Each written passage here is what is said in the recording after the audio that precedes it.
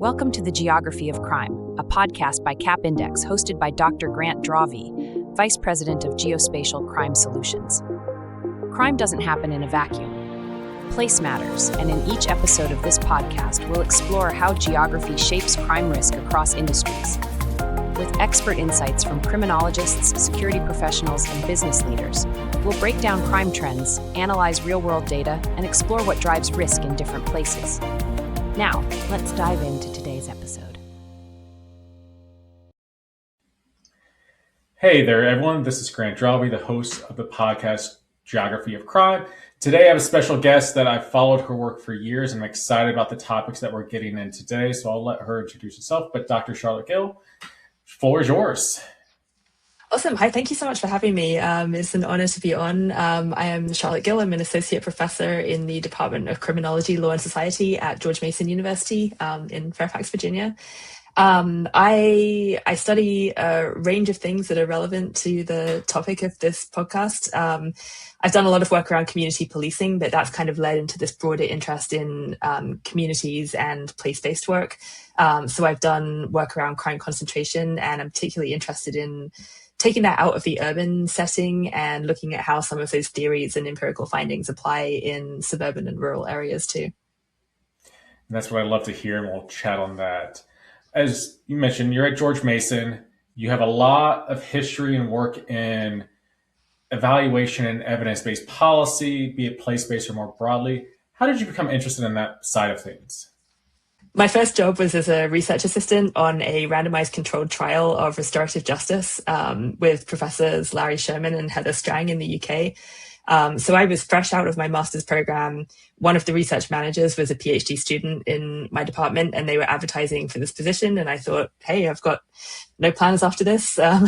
What should I do? And it looked really interesting. I had learned about restorative justice, and I was really interested in the area. So I remember going for the interview and just being so enthusiastic about it and telling them, oh my gosh, restorative justice, it's so cool. I think it's a great idea.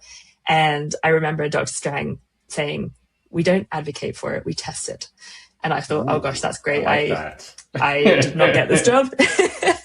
But I did. And it was such a fascinating experience and such a great entry point into being at the forefront of program evaluation and evidence-based policy, because we were actually running the restorative justice conferences. So I was doing all the prep work, going out with police officers who were facilitating the conferences to meet with the victims and the perpetrators and prepare them for the conversation, sitting in on the actual conferences themselves. They were face-to-face. So everybody was in the room together with their supporters, talking about the impact of the crime. We were taking notes, making tea, all that good stuff in the background. But it really showed me just the sort of real world impact of research and evidence-based policy. You know, it's not just, and believe me, there's a time and a place for sitting in your office reading books, but it was really cool to just be out there and meet real people who had been impacted by the system in different ways. And so that just really sort of developed a passion for field research, field experimentation, and just sort of being out there at the forefront rather than behind the scenes. And I think you're describing a pivotal area there that still, I don't think gets enough attention. It's that translational part of the research to practice, practice to research, and you're living kind of both parts of that when you have a position like that. Yeah, exactly. And then as you described it there, and it kind of piques my interest a bit of, you've worked heavily in policing, crime prevention over the years, be it evidence-based, and we're data-driven now more and more is the catchy title to it all. How's your perspective changed over the years as you first come in as a lovely RA to now faculty, many research projects later? How's your perspective shifted on that? Yeah, that's a great question. And I was kind of pondering this in the lead up to this conversation.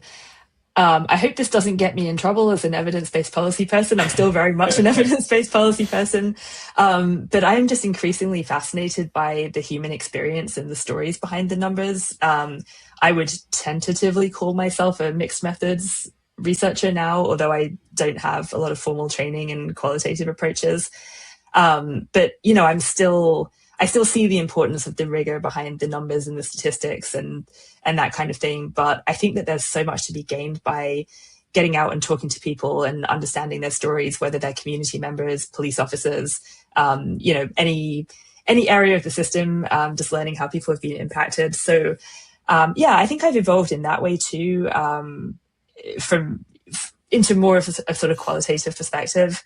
And then I think sort of in the substantive side, I've definitely become very interested in the role of really primary prevention, right? So how do we get ahead of these problems in the first place? And I think there's so much of that wrapped up in issues like community policing, place-based approaches, where we're not necessarily responding to crime so much as trying to be proactive and get ahead of it.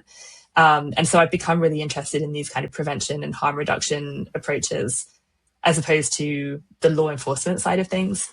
And then I think the third thing that I've really sort of evolved my thinking on is really sort of who has responsibility for which piece of the prevention process, right?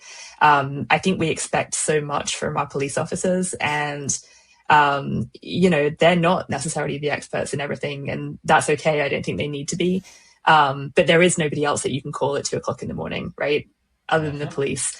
So I'm really interested in, and I think John Eck has done some really interesting writing on this, is one of the people who has, but just sort of what is the limit of police involvement and responsibility, and then what other expertise can we draw from to solve problems at places, whether it's community experience, local government, various services that might be provided. How can we improve collaboration and appreciation of the expertise of all of those different groups? No, I love that. I think the qualitative part doesn't get enough attention in a lot of the data-driven discussions, but it gets at the why and the context of what the patterns you're seeing, the statistics you're seeing, but now you can connect it, and it provides a lot of context to it all. And I find it interesting with the community-based policing part, so I want to pick your brain a bit there of fully agree on police can't be everywhere at once, and many times they are reactive, because at 2 a.m., who else are you going to call, and who's going to answer, and who's going to show up? Right. You're reliant on them. Where have you seen strides as we think of different community stakeholders, that if we think more proactive, is it only the government and city agencies and that, but are there other avenues to go through when we think of stakeholders that have a stake in that game of we're trying to be preventative versus reactive? Have you found good ones that you've worked with over the years? Yeah, I think it's maybe easier to engage groups that have kind of a formal structure, like a local government agency or that kind of thing. But I think that there's so much expertise that we overlook in communities themselves. I've done, for many years, I did community-based work in a neighborhood in Seattle, Rainier Beach, and I have a few papers based on that research. But one of the things that I noticed there is that there was so much turnover, so much transition, especially in the police department, but also in other government agencies. But you had community members who were in these hotspots that had been identified all the way back in David Weisberg's and colleagues' work from the early 2000s, right? And these hotspots had been 30-year locations of crime concentration. And you had these residents who had lived in these streets and grown up in these places for all of that time, right? And they had seen so many things. They were connected to all of these grassroots organizations. And I think sometimes we overlook that expertise. We have obviously the police and other government agencies, they have that training, they have that knowledge, but there are people who have just sort of seen the dynamics of a place change over time. The schools in those areas, and sort of how young people are being connected and sort of growing up and seeing their identity wrapped up within these places. I think that there's just so much to be learned from there. And then I think another area that I've seen some strides is in some work I've done around policing and mental health, and the challenges, but also I think the benefits of bringing in mental health professionals and that level of expertise to collaborate with the police. The police, again, are likely to be the ones that are called at 2 a.m., right? We don't have, unfortunately, a mental health crisis line that's accessible to everybody. It would be great if we did. But yeah, just having those partnerships, changing cultures to make those different groups more comfortable working together. I think that there's huge benefits there where we can say, okay, the police have this role where we want to make the situation safe. We want to make sure that everybody's secure. But now that we've done that, this person actually needs some kind of mental health or crisis assistant. Let's pass this over to the expert who's able to do that. No, and that's spectacular. And I will say, I get to go to Seattle for my first time here in a couple months for the World Cup. Oh. But it's like, I read all this work on Seattle, and it's one of those, like, I think about like all the Philadelphia stuff with Taylor, Radcliffe, Groff, Seattle with Weisberg. So there's these cities that I haven't been to yet, Seattle being one of them, that is like, I just want to explore given what we know. And I think you bring up a good point there that doesn't get enough attention. If you do have residents, people that have lived in the community decades, so they have seen it change, they've seen it stay high crime or whatever it may be, but it's almost your anchor person to that neighborhood of they know who's connected and everything to it, to where you need the buy-in from the local communities as much as top down, you need bottom up with it. So it is very important to give that a voice. At the end of the day, you're trying to change their community. They need to be part of that process to buy in. So I think that's a very big point to highlight there. Exactly. Yeah. I mean, they're the experts more than anybody. And I think we have to be very careful as researchers when we come in and sort of assume that we know what's best, right, based on what's worked somewhere else. I think that we can put those ideas out there. We can share our expertise in terms of data analysis and literature reviews and all that kind of thing. But ultimately, it has to be what makes sense for them. And if you have a community leader who, we were trying to address issues specifically around youth crime and youth victimization, right?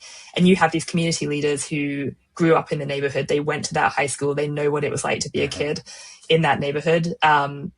Who am I to tell them what the best way is to deal with that situation? I think that they have a lot of knowledge. So we really worked in that project, and I collaborated with David Weisberg and others on that work. We sort of offered a broad framework. This gets to your point about translational work, right? We provided a broad framework of here are some things that we know generally are effective in responding to youth crime, things around collective efficacy, environmental changes at places, that kind of thing. But within that, we said, hey, community members, go off and figure out what makes most sense for you to do in your space within these very broad parameters, right? So what does collective efficacy look like here? What could you do to bring the community together and respond to these crime problems? And I think that was a really effective process in terms of engaging the community. So I really like that. And before we jump from urban to rural, there is one question. So you're bringing up a good point. It talks about your past a little too, of how you got exposure to this area, kind of how you morphed into the researcher or scholar you are now. If you were to think back and give advice to students that want to work in this area, even younger faculty researchers itself, because there's an interesting intersection here of research, policy, and community. And it's very different to have that translational part to it. Is there any advice that you would give them as they navigate those waters? Because you said you're working with many different groups, turnover can be high, and you're also dealing with experts that have lived in that area with the lived experience for their entire lives. And you're an outsider coming in, which we all know is very difficult, let alone you want to look at data and talk numbers. It is an ivory tower, whatever you want to call it. But how do you approach that? And what advice, be it students or anyone else, that you would recommend for them? Yeah, I think, I always advise my students, if they can at all, to get some kind of work experience or internship opportunity. And I know that's kind of fraught with challenges, especially in the current job market. But, when I have, for example, undergrads or master's students who say, I think I want to do a PhD and I don't know whether to go straight through or take some time out. I'm like, take some time out, go work in the real world and see what it's like. And I think that getting exposed to different experiences in different communities, especially early in your career, is so valuable, especially if you're not necessarily coming from that background yourself. I mean, I grew up in a very privileged environment. I didn't grow up around a lot of crime problems. I grew up in a safe neighborhood. And so being able to kind of understand the experiences of communities that are very different from what I was exposed to as a kid, it really just takes getting out there, being on the front lines of it, listening and asking a lot of questions.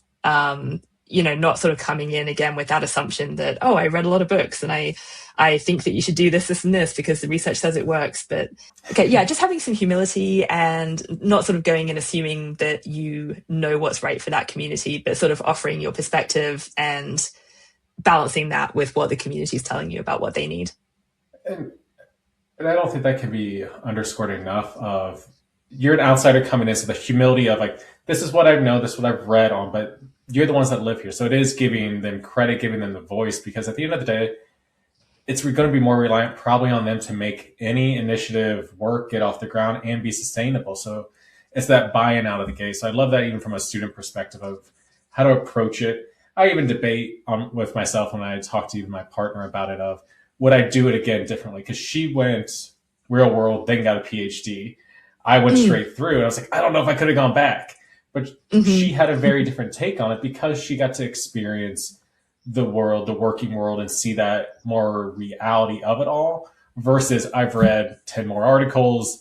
Here's what I think I know today. This is going to help me X, Y, and Z. So I do appreciate the experience angle a lot more. I think now, especially after leaving academia, that it's different in terms of the understanding of some of the problems that we talk about and write about versus people that are actively working in it and experiencing it themselves.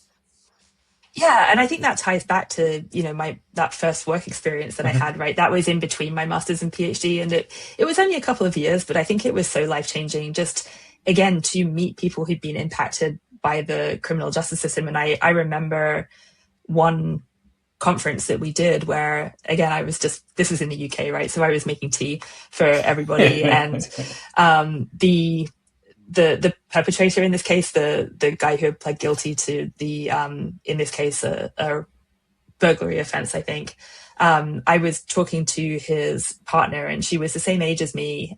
We were both 22 at the time, and she was just talking very matter-of-factly about her life and how she'd been wrapped up in crime and underage sex work and all this kind of thing. And it was just so eye-opening to me to be face-to-face with somebody who was essentially a peer in age and experience and who had just had such a completely different life. And so I think that, that experience was very humbling for me. And I think that especially when you're an early career or a student, it may even be easier to sort of approach these situations with open-mindedness because you're not kind of stuck in your ways. You're not like, Very oh, hey, so. I'm an expert on this right now. It's a little bit easier, I think, to listen and take in other perspectives at that point. So I know that experience was really valuable for me. And I even if students are not able to take time out and work, I think if you're in your PhD program, seek out those professors who are doing work in collaboration with agencies or communities if you can. Get a chance to go out and work on a research project and collect some data or go to some community meetings and talk to people or just volunteer in the community. Are there crime prevention councils or my local area was doing a task force on homelessness recently and they had community member involvement. So anything like that where you can just go and listen and learn about what's going on in your community, I think is really valuable. Oh, I love that advice. Now to pivot and turn to what you mentioned in your email, which I'm greatly looking forward to discussing, because as we think about crime in place, neighborhoods and crime, and kind of where it really developed and where most of the attention is focused on, it's big cities, metropolitan, urban areas, some suburban, but rural communities, when we think about this, has been a bit cast aside. Data access, police departments are usually sheriff departments, so access to it is very different. Working with it from an academic standpoint is also a little different if you think about the norms and cultural part to it. But what made you turn your attention to more rural communities?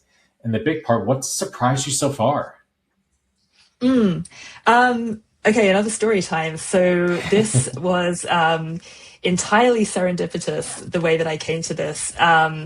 We had been working on the Seattle study, and that was it was funded by the Bureau of Justice Assistance and their own Criminal Justice Innovation Program, the BCJI, which was a community-led, data-driven, place-based approaches to crime prevention, developing, implementing, evaluating.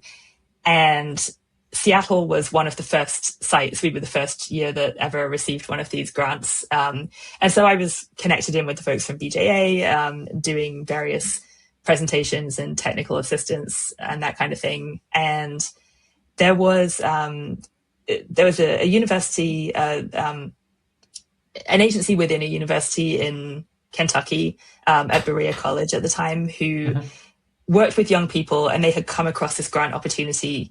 And when their director read the grant opportunity, she said, "This is not written for us. It's all about street blocks and street segments and hotspots. And, it sounds very specific to urban areas. And I just cannot see a way to translate this." So as I understand it, she reached out to BJA and said, "Hey, can we talk about this? Because I really want to apply for this opportunity and I'm not seeing how it could be relevant to me. And that seems not right." And so BJA convened a meeting. They asked me to come and talk about the research on hotspots in rural areas. And I said yes. And then I got there and I said, "Well, I'm really not aware of any." Great conversation. Free lunch, I guess. Yeah. They had some other folks too who were experts in tribal crime prevention and other sort of related areas. But I got chatting to the director, Dreamer Gentry is her name, and she and I over lunch, we started talking about this, and I told her what we were doing in Seattle, and she said, "That's exactly the kind of thing I want to do." And I said, "Well, this grant application is due in 2 weeks. I think I can write it for a rural community, not that I know anything about that." And so we pulled the grant proposal together. I know, right? Nothing like staring down the barrel of a deadline. But we somehow put it together and we turned it in and we got funded, which was incredible. So we sort of took the model that we had developed in Seattle, which was the sort of community outreach, creating these task forces of community experts in hotspots to develop these youth crime prevention approaches. And we tried to sort of translate that to the rural setting. And for various reasons, the actual implementation part of that project didn't work out, but it was so eye-opening to travel to southeastern Kentucky. We were working specifically in 3 counties. It was Bell, Clay, and Harlan counties in southeastern Kentucky. So right down where Kentucky, Virginia, Tennessee all meet up. Harlan County being famous for, coal mining and union wars and that kind of thing. So a completely different environment. There were no towns bigger than 10,000 people, if that. Definitely no street segments, just, small villages, the hollers, all that. And so we were trying to figure out sort of how do we make sense of this. So it ended up just being naturally a more qualitative approach because we just didn't have any kind of clear way of making sense of that unit of analysis. We did try to do the sort of traditional crime concentration at street segments maps. And we had some street segments that were 10 miles long. Really? Yep. Because, if you're counting sort of one intersection to the next and you're out in the country road, right? So that kind of threw us a little bit. So we had a bit of a challenge identifying our hotspots. A lot of the places where kids were getting together and crime was happening, they weren't places that you could intervene at in the same way that you might see in an urban space. So there's a lot of mountaintop removal coal mining in that area. So they'll sort of slice the top of the mountains off to get into the coal reserves. And a lot of these abandoned coal mines, kids will go up there and, take a dirt bike up there or something and drink and party and do what kids are going to do, right? How do you get law enforcement up there? How do you get programs or prevention approaches up there? You really don't. So it became more of a focus on how do we try and lure kids away from that and provide more opportunities. But again, in rural areas, there's so many challenges with that. You have to provide transportation and resources to get kids to places because you don't have a bus service. You may have a family that only has one car and they need that to get to work. And so how are you going to get the kids to the programs? There was only one sort of community center, Boys and Girls Club type place across all 3 of these counties. Oh, wow. So just the resources, the availability of the resources was so different. And And then from a data and research perspective, in addition to that sort of unit of analysis problem, just getting the data you mentioned earlier about police departments and sheriff's departments, there were 33 law enforcement agencies that we identified that served these various counties. So you had your town departments, which maybe had 3 officers. You had your sheriff's office. You had your state police. I don't even get me started on Kentucky constables. That's like a whole other area of law enforcement. Oh, I believe that. And I remember going into one police department and they were very keen to let us look at their data. We were so excited. And the officer points to a door and says, "It's in there in the filing cabinet." And it was literally paper files. So we eventually worked with a very wonderful police chief from one of the towns who was able to connect us in with the state police, who was sort of keeping an overview of what all the other police departments were reporting. So we were able to get that crime data in the end, but that was a journey in itself. It took us a considerable portion of our planning period just to figure out how we were going to get the information to figure out where the hotspots were. And so again, we kind of turned to qualitative approaches as well to understand from the community where they thought the hotspots were, because we were pretty sure that official information wasn't necessarily going to line up with where community members and kids in the community were actually experiencing crime. Now that is, I mean, from a multitude of fronts, that's just fascinating. One, from how the project came about, BJA realizing, because I remember those solicitations, and it's city specific. Of if we think about even when RCT is tossed in, like it used to be quite a bit, that means something very different in a rural community itself. Let alone, do they have? I always went to where I went to high school. They had a Casey's gas station convenience store. That was it. They were like no more, no less. My graduating class was, I think, 68 students, kind of thing. Oh, wow. So it was small, but I think through those communities itself, and there isn't much. When you say to lure them away and have anything else but public transit, if it's trying to pick them up to do a program or anything, it's incredibly difficult. And that's where I can only imagine thinking through almost like it's almost like a decision tree. Like, can we do this? No, what about this? And it kind of bounces back and forth to see what is feasible, but it's desperately needed. And that's where there was a book that I was reading. I tried to find it before this, of how it almost takes generations in terms of decades of what's common and what's accepted from, say, norms itself in urban cities to then trickle outwards to suburbans, the outskirts, to then rural areas of. There is a generational difference with that as well, to where when we think through programming and what could lure them away or what be attractive, it's very different in some of those situations, especially when you're talking about a community that you're working in and thinking through, is it relatable to a Seattle in the sense of experiencing that? Did you find yourself thinking through, or did you have conversations about it from a programming angle, like say youth, like what they would be interested in, given that's the norm of what they were doing, which I understand that, but what else would even be possible at that time point? Yeah, and that's where, again, like a lot of the qualitative work that we did came in really useful. We did qualitative interviews for that BJA project. And then the monograph that I've just finished working on is based on a different set of qualitative interviews that I did with a Andrew Carnegie Fellowship that kind of built off what we learned.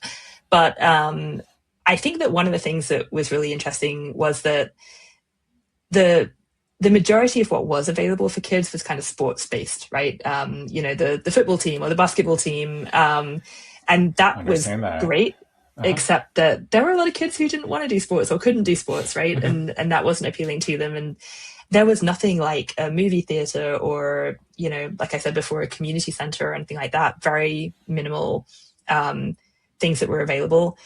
But one of the things that really came through strongly in both sets of interviews was just kind of the really deep cultural links in Appalachia specifically, and Appalachian Kentucky, to their heritage of music and art and theater and that kind of thing. And we identified a lot of opportunities where kids really wanted to connect to that. They really saw the importance of, they had seen their their dads and their granddads working in the coal mines, and they were aware of that history of, there's all these protest songs that are connected to the struggle of the coal miners against the big businesses and the unions against the law enforcement, and they were so connected to that history, and they really wanted to tap into that and to make music and to process a lot of the trauma that they were experiencing from just the economic decline, the collapse of the coal industry, the opioid crisis that was hitting really hard. And not just opioids, but meth as well was really significant in that area. And a lot of the kids that we connected with were part of these theatre groups where they would actually put on these plays that would really tap into some of these challenges that the community was facing and give them ways to work through it and to think about solutions and to think about lifting up the community. So I saw a lot of opportunity there for just sort of art and cultural expression. And the kids were so interested in opportunities to do more of that, right? No, it's fascinating to hear that too, especially for that area. I mean, and I'm glad you brought up and kind of hit on, especially that region of the U.S. with the opioids and meth and everything from the changeover of that. Now, when you think through your rural research and kind of where you want to take it, and as you even had the BJA meeting of, there's limited even research out there that we know of right now from even a place perspective. Where do you think some of the future needs to head as you think through like what is next or what should focus on, what should be considered? Where do you think that is heading or should head? Yeah, I do think that we need more basic research on rural crime concentration. I have some things in the fire in terms of wanting to do a bit more around that, but I know that other people are working on that as well. And I'm seeing a few more things coming out. And I think the challenge is that, street segments are sort of one of the key ways that we make sense of crime concentration, microplaces. And I'm not sure that necessarily makes sense in a rural community. So the question is, what does make sense, right? And is it sort of an arbitrary measure of the unit, or is it more sort of tied into the specific nature of the area, which is really hard because rural is not a monolith. What we see in Appalachian Kentucky is not the same as a rural area in like Oklahoma or Utah. You can say Arkansas, it's fine. Well, yeah, there's a few down there too. Yeah. But yeah, just geographically and culturally, there are so many differences. So yeah, I'm not sure of the answer to this. And I think there's a lot of people who are way smarter than I am in terms of the sort of statistical side who are thinking about this. And definitely something that I'm planning to look into more now that the qualitative piece is done. But I really think that it would be helpful to have a better understanding of that, because one of the challenges that we saw when we tried to do the street segment analysis in Kentucky was kind of obviously crime is just concentrating largely where people are spending the most time, right? It's not necessarily that there are more crime opportunities. I mean, there are crime opportunities there, but largely it's just because these places are crime generators, right? Like people are converging at the Walmart because they're coming from just dotted all over the county and they're all coming together there. And so it's not necessarily, I mean, yes, there are opportunities to commit crime at Walmart, but do you know what I'm saying? It's really hard to sort of make sense of how do we respond to that when a lot of it is just the sheer number of people in a given place? Oh, fully. It's spatial ambiguity at that level. I think about, and I was shocked by this in the same analogy you gave there. I was in Montana. I used to do some work in rural suicide prevention.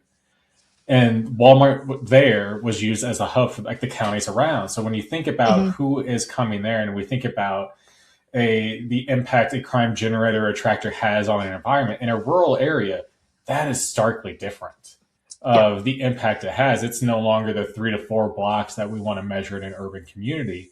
It's miles upon miles, given there's no other opportunity for shopping or retail really in general. So you are very limited, but there's still the convergence, but it looks very different. And I'm even thinking about, because we've had conversations internal to CAP as we collect more rural data, concentration looks different. Like how you think about it should not be the same, let alone, I'm not going to bring up the suburban definition, because what is suburbia? But from urban to rural, like there is stark differences, and there like consistency is nice because then you can compare across studies and that. But to your point, the rural nature of say Arkansas to Kentucky, it's different. I think you find probably more commonalities in how urban development happens within cities, just block length and that kind of stuff. But rural areas is a little different with that. So it is an interesting research question to dive into and has my mind kind of bouncing around with ideas now just to test. But I think it is a big area that as we become more data forward with smaller agencies, the ability to look at this from a quant heavy perspective, I think open up some avenues as well. We'll probably just at the same time need more time to have enough data to what is hot or what is a lot or what is a concentration. Because in some of these, is it 2 to 3 of a crime type? That's a lot for even 2 to 3 years kind of thing. So it's a lot of questions that come up that are not used to in a lot of other crime in place research. Mm-hmm. Yeah, and I think as well, we need to know a lot more about how do we translate evidence-based policies and practices to these areas too. Very much so. Yeah, we did some work a few years ago with IACP. We put together a evidence-based policing sort of translational guide for small and rural agencies. And we did some really interesting focus groups with police chiefs and representatives from smaller departments. And there's so many just practical barriers to be able to do that kind of work. I remember talking to one police chief, and I forget the agency, but they had, I think it was him and maybe 2 other officers in the whole department. And so he's like, how do I send my people for training? Or, who's going to sit and write a grunt when somebody has to be covering the town at all times, right? Mm-hmm. How do I go off and go to a conference and learn more about this kind of thing? So just having the resources and the capacity to be able to implement some of these approaches is just really challenging for some of these smaller agencies. And so I don't know the answer to that, but I think that we really need to think about how we modify some of our practices, and then we have to evaluate them again, right? Because if we're changing things up, maybe they're going to work differently. Yep. True. No, and that's the part of evidence-based. You have to build that out, which I'd love to hear. Now, a fun question to end it off with. When it comes to understanding of crime, what grinds your gears that you wish the average person just understood a bit better, be it criminal justice, crim, anything with it? Could probably do a whole podcast just this. I will say this, and this may be a little controversial, but this kind of comes from the qualitative work that we did in Kentucky. I think that there is sometimes a tendency for people in the community to kind of other those who are involved in crime. There's this kind of like us and them mentality. And one of the things that we found in that research was that there are some really strong elements of collective efficacy and social cohesion in Appalachian Kentucky, which are all the kinds of things that typically in urban areas we see as being protective against crime, right? But there was kind of a dark side to it in these communities too, where if you went against these sort of shared values, particularly by being involved in crime or being involved in drugs, which was sort of the main issue, right? You were kind of cast out, right? You were not seen as worthy of, you were seen as not worthy of protection from those shared values and social cohesion. And there's a lot more to it, right? Like a lot of it was sort of the economic decline and the challenges that the community was facing that was kind of undermining that sense of safety. But I think, I believe that people need to be accountable for, what they've done. But I think that there's also so many other forces, right? Like whether it's structural factors or environmental factors, place-based factors that are impacting on people's decisions to behave in the way that they do. And so I think that there's a tendency to ascribe a lot of sort of individual moral failure to some of these actions when, yes, there may be some of that, but there's also these bigger picture issues that are driving some people into crime opportunities, right? So I think just sort of if people can be open-minded to the possibility that people can change, that people can be helped, that maybe the criminal justice system isn't always the optimal place that people can get that help, right? Like maybe So, it's more investment in mental health services or more investment in youth programs. So yeah, I think maybe a bit more balance there. And, it's not all one and it's not all the other, but how do we sort of balance holding people accountable with also recognizing the circumstances that might drive them into some of their life choices and investing in or voting for better services that can help support those people? No, I love hearing that. I think that ties a lot of your conversation together with evidence-based policy, testing it, knowing what works, and as we move it across different communities. So I think that's a great endpoint to it. With that, I want to thank you for your time. I have a lot of thoughts now on rural crime that I honestly want to just geek out with, and I'm sure I'll email you about. But yes, please do. Dr. Gill, thank you very much. I love this conversation because rural crime does not get enough attention, let alone with the combination of crime and place with it all too. So again, thank you for being a guest on the podcast today. Absolutely. It's been a pleasure to be on. Thank you so much for having me. Be sure to subscribe to Cap Index's YouTube page, @CapIndexCrimeRisk, and look for Geography of Crime on your favorite podcast platform. Thanks for tuning in, because when it comes to crime, place always matters.